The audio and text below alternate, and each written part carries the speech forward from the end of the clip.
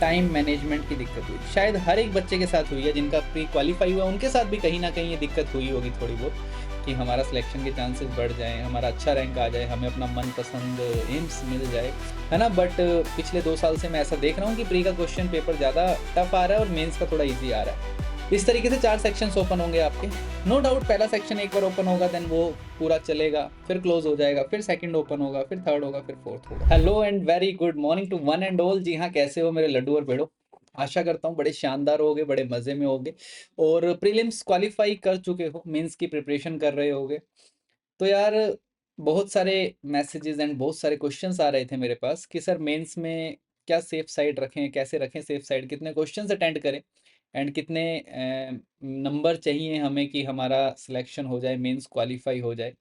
देखो एकदम एग्जैक्ट चीज़ें तो कभी भी नहीं होती है, मतलब एकदम एग्जैक्ट आइडिया लगा पाना तो बहुत मुश्किल है अभी, बट हाँ पिछले 4-5 सालों को अगर देखा जाए तो एक एवरेज आउट अपने निकाल सकते हैं कि क्या सेफ साइड रखा जा सकता है अपने को, कितने क्वेश्चंस हम अटेम्प्ट करके जाएं और कितने नेगेटिव कम से कम कितने करें कि हमारा सिलेक्शन के चांसेस बढ़ जाएं, हमारा अच्छा रैंक आ जाए, हमें अपना मनपसंद एम्स मिल जाए।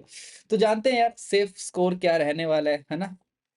तो देखें फटाफट आज हम सेफ स्कोर की बात करते हैं ना। सबसे पहली बात कि कॉन्ग्रेचुलेशंस, आप लोगों ने प्री क्वालिफाई किया, बहुत अपने आप में बहुत बड़ी बात है। इस बार का पेपर भी अच्छा था एंड आप सभी ने प्री को क्वालिफाई किया है। मेंस की बात करते हैं यार। देखो मेंस के पेपर का सिनेरियो कैसा रहता है, जैसा कि आप सभी को पता है मेंस में 160 एमसीक्यू आने वाले हैं आपके इस बार। एंड ये 160 के 160 एमसीक्यू नो डाउट आपके सब्जेक्ट के रहने वाले हैं, नर्सिंग सब्जेक्ट के रहने वाले हैं, है ना। इसमें नॉन नर्सिंग जैसा कुछ नहीं है इस बार, सारे आपके सब्जेक्ट के क्वेश्चन है 160। देखो एक बात पे मैं थोड़ा ध्यान देना चाहूँगा आप सभी का, एक बात पे थोड़ा आप सभी को ध्यान आकर्षित करना चाहूँगा। मतलब जो स्टार पॉइंट है मेरा आज का कि प्री में एक बच्चों ने बहुत बड़ी मिस्टेक करी कि प्री में बच्चों के साथ दिक्कत हुई टाइम मैनेजमेंट।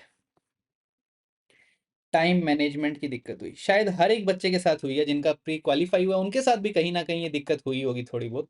क्योंकि ऐसा है प्री के अंदर 2 सेक्शंस ऐसे आए जिसके अंदर थोड़े से लेंथी क्वेश्चन थे। अरे हाँ या ना? 2 सेक्शन ऐसे हैं जिसमें लंबे लंबे क्वेश्चंस थे, लॉन्ग क्वेश्चंस थे और टाइम ही नहीं मिला गुरुजी, मास्टर पढ़ ही नहीं पाए, पढ़ ही नहीं पाए क्वेश्चंस। 10 क्वेश्चंस छूट गए, 5 छूट गए, 8 छूट गए, 12 छूट गए, 15 छूट गए, है ना। मतलब ऐसे क्वेश्चन छूट गए जो पढ़ ही नहीं पाए, अटेम्प्ट ही नहीं कर पाए।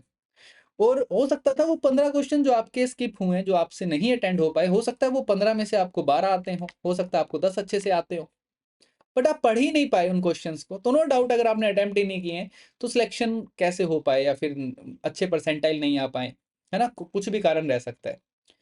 ये जो 2 सेक्शन आपके आए थे ये बिल्कुल सेम टू सेम मेंस के बेसिस पे थे। ये सेक्शन मेंस के जैसे थे, एग्जाम में जो मेंस का पैटर्न रहता है आपका उसके बेसिस पे 2 सेक्शंस उन्होंने प्री में डाल दिए इस बार। वैसे प्री में अक्सर देखा जाता है कि ज़्यादा लेंदी क्वेश्चन नहीं होते हैं, है ना। बट पिछले 2 साल से मैं ऐसा देख रहा हूँ कि प्री का क्वेश्चन पेपर ज़्यादा टफ आ रहा है और मेंस का थोड़ा इजी आ रहा है। होपफुली ऐसा इस बार भी हो कि मेंस का थोड़ा सा ठीक ठाक पेपर आए, बट कुछ भी नहीं कह सकते। देखो वो डिपेंड करता है एग्ज़ाम बनाने वाले पे कैसा बनता है और आपकी किस्मत पे।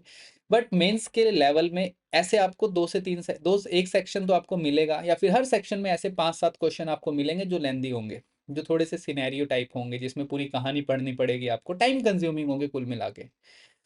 तो टाइम मैनेजमेंट एक बहुत इंपॉर्टेंट पार्ट है यार यहाँ पे। मेंस के अंदर भी, प्री में भी था इस बार, मेंस में भी है टाइम मैनेजमेंट। टाइम मैनेजमेंट पे बहुत ध्यान देना है बच्चों इस बार। अब सर 160 क्वेश्चन है तो सबसे पहला काम मेरा क्या होगा कि मैं पेपर देने बैठूंगा तो मेरे पास टोटल 4 सेक्शन ओपन होंगे, है ना। मैं तुम्हें बता देता हूँ 4 सेक्शंस ओपन होंगे जिसमें हर एक सेक्शन एक एक सेक्शन करके आपके पास 4 सेक्शंस ओपन होंगे टोटल, है ना। और 40 क्वेश्चन होंगे एक सेक्शन के अंदर आपके ना, 40-40 क्वेश्चन होंगे आपके पास, टोटल 160 क्वेश्चन है। इस तरीके से 4 सेक्शन ओपन होंगे आपके। नो डाउट पहला सेक्शन एक बार ओपन होगा देन वो पूरा चलेगा, फिर क्लोज हो जाएगा, फिर सेकंड ओपन होगा, फिर थर्ड होगा, फिर फोर्थ होगा। देखो हर एक सेक्शन के अंदर, है ना, ऐसा रहेगा, मेरा मानना है कि हर एक सेक्शन के अंदर 10 से 12 क्वेश्चंस आपको ऐसे मिलेंगे जो थोड़े से लेंथी होंगे। हर एक सेक्शन में सेम टू सेम, हर एक सेक्शन में 10 से 12 क्वेश्चन ऐसे होंगे जो लेंथी रहेंगे और यही वो क्वेश्चन है जो टाइम कंज्यूमिंग होंगे, टाइम कंज्यूमिंग होंगे। अब बच्चा कहता है सर इसको हम रिव्यू के लिए रख लेंगे, है ना, बाद में अटेंड कर लेंगे, लास्ट में टाइम बचेगा। मत करना ऐसी गलती, टाइम मिलेगा ही नहीं। मैं बता रहा हूँ, पर्सनल एक्सपीरियंस है, रिव्यू के क्वेश्चन को देखने का टाइम नहीं मिलता है ना। आप रिव्यू के लिए रख लेते हो क्वेश्चंस, बट बाद में टाइम नहीं मिलता है, तो रिव्यू के लिए मत रखें क्वेश्चंस। देखो, जिस क्वेश्चन पे आपको, जो भी लेंदी क्वेश्चन है, जिस भी क्वेश्चन पे आपको 1.5 मिनट से ज्यादा लग रहा है, लेंदी क्वेश्चन जिनमें आपको 1.5 मिनट से ज्यादा लग रहा है, उनको छोड़ दो, उनको छोड़ दो, है ना। और ज्यादातर कोशिश करो कि पूरी कहानी थोड़ी स्पीड से पढ़ो, ऊपर वाले पार्ट की क्वेश्चन की, और लास्ट की जो लाइन है जिसमें मेन क्वेश्चन पूछा हुआ होता है, उस पे ज्यादा ध्यान दो। वो लास्ट की लाइन ही मेन क्वेश्चन है। वो लास्ट लाइन जो होती है बड़े बड़े सिनेरियो बेस्ड क्वेश्चंस के अंदर, वो लास्ट लाइन ही मेन क्वेश्चन होती है। ऊपर वाला पोर्शन पढ़ना है, वो हिंट देता है कहीं ना कहीं आंसर सोल्व करने में, बट वो ऊपर वाला पोर्शन जो रहेगा आपका, वो याद रखना आप सारे, वो जल्दी पढ़ना है, थोड़ा क्विक पढ़ना है उसको, क्योंकि उसमें कहानी लिखी होती है। लास्ट लाइन क्वेश्चन पूछने वाला होता है, तो ये टाइम कंज्यूमिंग क्वेश्चंस में अगर 1.5 मिनट से ज्यादा एक क्वेश्चन पे लग रहा है, उस क्वेश्चन को छोड़ना, आगे बढ़ना। अटके मत रह जाना उस क्वेश्चन पे, उस पे अटके रह गए तो मैं बता रहा हूँ आगे के क्वेश्चन छूट जाएंगे, है ना। ऊपर जो टाइम चल रहा होता है उसको देखते रहना, और साथ साथ अपने कितने क्वेश्चन अटेम्प्ट कर लिए उसको देखते रहना। ये टाइम मैनेजमेंट बहुत इंपॉर्टेंट है। हो सके तो एग्जाम से पहले 160 क्वेश्चंस के दो तीन, एक या दो मॉक टेस्ट जरूर दे के जाना, ताकि आपको पता लगे आप टाइम मैनेजमेंट कर पा रहे हो या नहीं कर पा रहे। तो मॉक टेस्ट भी इंपॉर्टेंट है। अब आता है कि सर पेपर में कितने क्वेश्चंस अटेंड करें। यार जाहिर सी बात है, सबसे पहले आप जैसे ही सेक्शन ओपन होगा, आपको पेपर का लेवल पता लग जाएगा, लेवल कैसा है ना। लेवल इजी है, लेवल इजी है, मॉडरेट है ना, मॉडरेट है या हार्ड है। जाहिर सी बात है, इन तीनों में से कोई लेवल होगा, इजी टू मॉडरेट हो सकता है या मॉडरेट टू हार्ड हो सकता है। अगर तो लेवल इजी टू मॉडरेट है, तो बच्चों मैं आपको साफ साफ बता देता हूँ, ये आपका टारगेट रहना ही रहना चाहिए। 140 क्वेश्चन अटेम्प्ट करने ही करने पड़ेंगे भैया, अगर आपका पेपर का लेवल इजी टू मॉडरेट है। बट अगर आपका पेपर का लेवल मॉडरेट टू हार्ड है, तो ये जो लिमिट है, ये 130 टू 133 134 तक जा सकती है बस।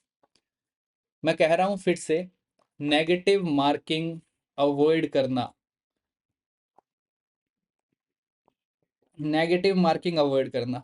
और कुछ बच्चे एक बहुत बड़ी गलती करते हैं कि वो 110 120 क्वेश्चन पे ही रुक जाते हैं, हद से ज्यादा सेफ साइड लेके चलते हैं खुद को, कि बिल्कुल नेगेटिव नहीं करेंगे, जो 100% आते हैं बस उन्हीं क्वेश्चंस को करेंगे, बिल्कुल नेगेटिव नहीं करेंगे, बहुत ज्यादा सेफ साइड लेके चलते हैं खुद को, और 110 से 120 क्वेश्चन करके आते हैं सिर्फ। मैं बता रहा हूं, अगर आप इतने क्वेश्चन करके आ रहे हो तो सिलेक्शन नहीं होने वाला। क्योंकि आप कितना भी सेफ साइड रख लो, कितना भी 100% एक्यूरेसी के साथ 110 से 120 क्वेश्चन कर लो, बच्चों मैं आपको बता रहा हूं, यहां भी आपके मिनिमम 10 तो नेगेटिव होंगे ही होंगे। कोई नहीं रोक सकता। 100% एक्यूरेसी किसी बच्चे की नहीं हो पाती है जीवन में, है ना। इवन जो फर्स्ट रैंक लाएगा, ऑल इंडिया रैंक 1 लेके आएगा, वो भी 10-15 एमसीक्यू, 10-15 नेगेटिव करके आता ही आता है। तो ये आप कम क्वेश्चन कर रहे हो तो भी इतने नेगेटिव होने ही होने हैं। तो नेगेटिव तो आप मान के चलना, आप उसको मिनिमाइज या जीरो नहीं कर सकते हो कभी भी, वो तो होंगे ही होंगे। तो ये वाली गलती भी मत करना कि आप इतने ही क्वेश्चन अटेंड करके आ रहे हो जिसमें सिलेक्शन की उम्मीद ही नहीं है ना। जब आप इतने कर रहे हो तो फिर आप अपनी लिमिट को बढ़ा ही देना, क्योंकि इसमें भी सिलेक्शन नहीं होना, तो अगर ज्यादा नेगेटिव हो जाए तो भी सिलेक्शन नहीं होना, तो फिर रिस्क लेना है ना, फिर रिस्क लेना है। तो ये वाली सेफ साइड, ये वाली साइड जरूर याद रखनी है दिमाग में। इस कंसेप्ट पे काम नहीं करना है बहुत ज्यादा, है ना। इस कंसेप्ट पे काम करोगे तो दिक्कत है। 140, 130 से 133, ठीक है, क्वेश्चंस बता दिए मैंने, और ये नंबर है आप लोगों के। बच्चों, एक नेगेटिव मार्किंग है, अगर आप 12 से 15 तक नेगेटिव मार्किंग कर रहे हो ओनली, और आपने इतने क्वेश्चंस अटेंड किए हैं, मैं बता रहा हूं आपको अभी तक जो पर्सनल एक्सपीरियंस है, अगर आपने इतने क्वेश्चंस अटेंड किए हैं और अगर आप 12 से 15 तक नेगेटिव मार्किंग कर रहे हो, तो आपके सिलेक्शन के चांसेस बहुत ज्यादा है, मैक्सिमम है, विद गुड रैंक, बहुत शानदार रैंक आ जाएगा। और मेरा मानना है कि 500 में, थाउजेंड्स में रैंक आए, 500 1000 के अंडर अंडर रैंक आ जाएगा आपका।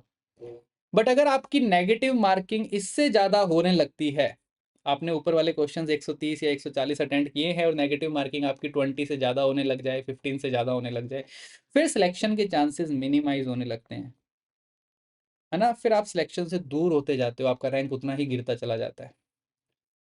ठीक है, तो ये बेसिक सी स्ट्रेटेजी है बच्चों, इसी बेसिक स्ट्रेटेजी पे काम करना है ना। आप किसी भी चाहे जनरल कैटेगरी से हो, चाहे ओबीसी से हो, एससी एसटी, किसी भी कैटेगरी से हो, है ना। मतलब जो मेन बेस रहेगा, जो मेन थीम रहेगी आपकी एग्जाम अटेंड करने की, वो यही रहेगी।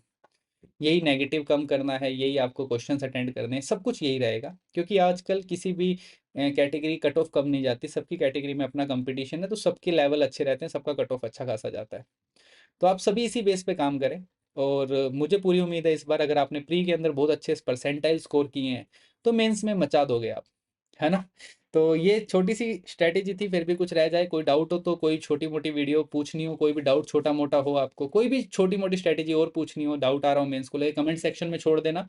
मैं पक्का लाइव क्लास होगी मेरी उस दिन, मैं आपको सारी बातें समझा दूँगा, है ना? वाईटी पे लाइव क्लास होगी, या वीडियो बनानी पड़ेगी तो वीडियो भी बना दूँगा। आप कमेंट सेक्शन में छोड़ देना। एंड एट द एंड मैं एक ही बात बोलना चाहूँगा आपको, है ना? मचा देना इस बार। मेंस के अंदर धमाकेदार परफॉर्मेंस चाहिए, पीडब्ल्यू नर्सिंग वाला। इस बार हर जगह यही नाम होना चाहिए हर किसी बच्चे के मुँह पे कि रिज़ल्ट आया है तो यहीं से आया है। समझ आई बात? तो इस बार मुझे बहुत उम्मीद है आप लोगों से, मेरे लड्डू पेड़ो, इस बार मचा के आएँगे। इस बार गढ़ जीत के ही वापस आना है, कुछ भी हो जाए, इस बार नौकरी लग के ही मानना है। जब प्री क्वालीफाई हो गया है, जब एक एक कदम हम बढ़ ही चुके हैं, आगे निकल ही चुके हैं, तो क्यों ना मंजिल लेके ही वापस आएँ, है ना? अब छीननी है मंजिल, हमें एक सीट छीन के लानी ही है किसी भी हाल में। तो ये आपके अभी थोड़े से दिन बाकी हैं आपके पास, 5 दिन और हैं। फटाफट से लगे रहो, है ना? सारे मैराथन लो, सारे क्वेश्चंस एमसीक्यू सॉल्व करो, and wish you all the very best. Love you all, thank you so much.